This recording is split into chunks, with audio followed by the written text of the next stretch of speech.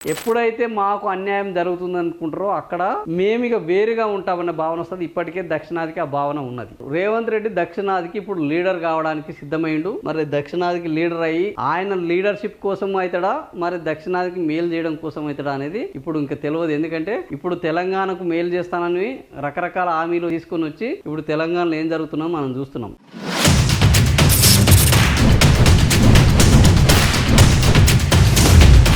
మనం దక్షిణాది అవసరం లేని కేంద్ర పాలన దిశగా కుట్ర అవుతుంది. నేను దక్షిణాది రాష్ట్రాలకు ఇప్పుడు పెద్ద దిక్కుగా తయారైతాను. ఈయన చెప్పే వాదనలో ఇక్కడ వాస్తవం ఉన్నది, కానీ ఆ వాదనను ఎత్తుకున్న వ్యక్తి ఉన్నాడు చూసినావా, ఇప్పుడు ఆయనతోటే ప్రమాదం ఉన్నది. మళ్ళా రాష్ట్రానికి వస్తే మన తెలంగాణ వాడే, ఇక్కడ ప్రాంతం వాడు ఎవడైనా సరే ఆయన మనస్తత్వం, లీడర్ మనస్తత్వం ఎట్లా ఉండాలి అనేది చాలా ఇంపార్టెంట్.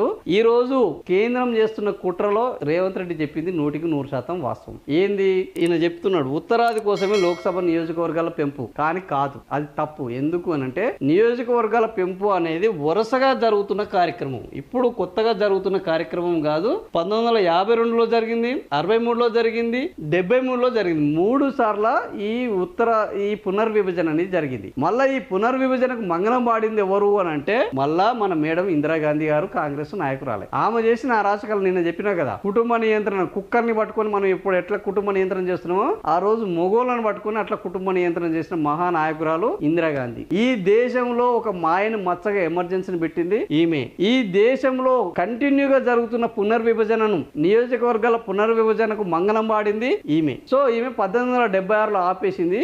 మళ్ళా అది మొదలు కావడానికి 2002లో జరిగినా కూడా నియోజకవర్గాల పెంపు అయితే జరగలేదు. మళ్ళా ఇప్పుడు అది నియోజకవర్గాల పెంపు చేస్తున్నారు, ఈ నియోజకవర్గాల పెంపు చేస్తున్నారు. అయితే ఇప్పుడు మళ్ళా అదే కాంగ్రెస్ నుంచి ప్రాతినిధ్యం వహిస్తున్న అదే ముఖ్యమంత్రి ఎవరు, రేవంత్ రెడ్డి, ఈ నియోజకవర్గాల పెంపు వాస్తవానికి కేవలం ఉత్తరాది కోసమే, దీనివల్ల దక్షిణాదికి అన్యాయం జరుగుతుందన్నారు. ఈ రోజు దక్షిణాదిలో తమిళనాడు అదే చెప్తున్నది, తెలంగాణ అదే చెప్తున్నది, ఆంధ్రప్రదేశ్ చెప్తున్నా ఇప్పుడు వాళ్ళకు నోరు పెకలదు. ఎందుకంటే వాళ్ళు కూటమిలో భాగంగా ఉన్నారు. వాళ్ళు సంబరాల రాంబాబు అన్నట్టు ఇప్పుడు సంబరాల చంద్రబాబు అన్నట్టు కొనసాగుతుంది. అది కూడా చూద్దాం.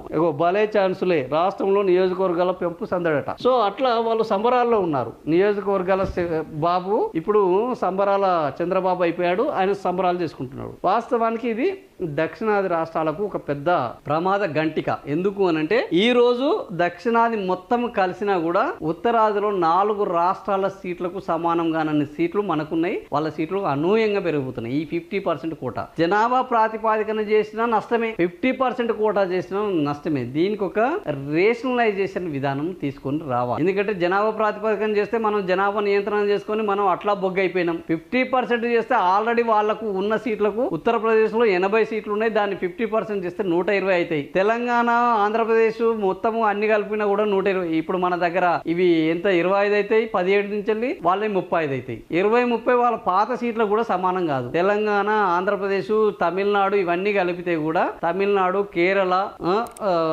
ఈ రాష్ట్రాలు అన్ని కలిపితే కూడా, కర్ణాటక అన్ని రాష్ట్రాలు కలిపితే అక్కడ 4 రాష్ట్రాలకు సమానం కావు. సో ఇలాంటి పరిస్థితులలో ఇది దక్షిణాదిని, రేపు దక్షిణాదికి నిధులు రావు, దక్షిణాదికి గౌరవం ఉండదు. దక్షిణాది నుంచి వెళ్ళి పొరపాటున కూడా గతంలో ఏదో స్టాంపు లెక్క మన పివి నరసింహారావుని తీసుకుపోయి ప్రధాని చేశారు తప్ప ఇక దక్షిణాది నుంచి మళ్ళా ప్రధానమంత్రి అయ్యే అవకాశం కూడా ఉండదు. ఆ దేవేగౌడని కూడా అట్లనే చేశారు. వీళ్ళెవ్వరు కూడా ప్రజల నుంచి వచ్చి ప్రజలు ఎన్నుకొని మేము ప్రధానమని చెప్పుకొని అయిన నాయకుడు దక్షిణాది నుంచి లేడు, రేపు అయ్యే అవకాశం లేదు. ఇదే జరిగితే సో దక్షిణాది వాళ్ళు ఉత్తరాదికి ఇది ఒక విభజన తీసుకొస్తున్నారు. కోర్టు ఒక విభజన తీసుకొచ్చింది, మత విభజన.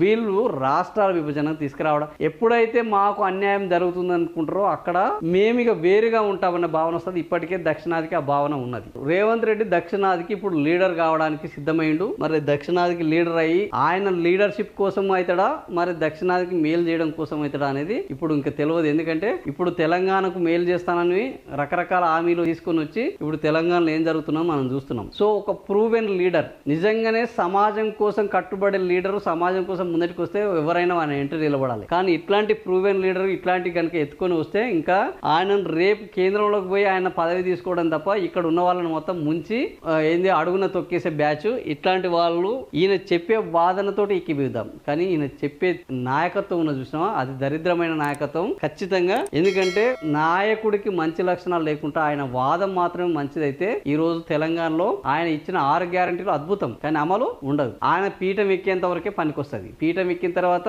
గ్యారంటీలు ఉండవు, వ్యారంటీలు ఉండవు. నిత్యం మోసాలు, దగాలు, దోపిడీలే ఉంటాయి. అదే పద్ధతి కొనసాగుతుంది. ఇలాంటి నాయకులు ప్రజాస్వామ్యానికి ప్రమాదకరం నా దృష్టిలో. తెలంగాణ వాడే కావచ్చు, దేశాన్ని ఏలుతానన్నా కూడా దేశం కూడా బొగ్గైతుంది ఇట్లాంటి వాళ్ళు వస్తే. సో అట్లాంటి వాడు ఉన్నాడు మరి ఓకే అయితే కాదు. ఖచ్చితంగా ప్రజల మీద ప్రేమ ఉండాలి, ఇచ్చిన మాట మీద నిలబడి ఉండేవాడ, 10 మందికి ఆదర్శవంతంగా ఉండాలి, ప్రజల కోసం ఏం చేస్తే బాగుండాలని కోరుకోవాలి. కానీ నా కోసము నేను ఆల్రెడీ చంద్రబాబును వాడుకొని, ఏకే ఆంటోనీని వాడుకొని అడ్డదారిలో నేను పదవులకు వస్తాను అని ఆలోచించే వాళ్ళు, బ్లాక్ మెయిల్లకు పాల్పడే వాళ్ళు, ఉన్న చోటనే ఉన్న ప్రభుత్వాన్ని కూల్చాలని కుట్రలు చేసేవాళ్ళు చాలా ప్రమాదకరం ప్రజాస్వామ్యానికి.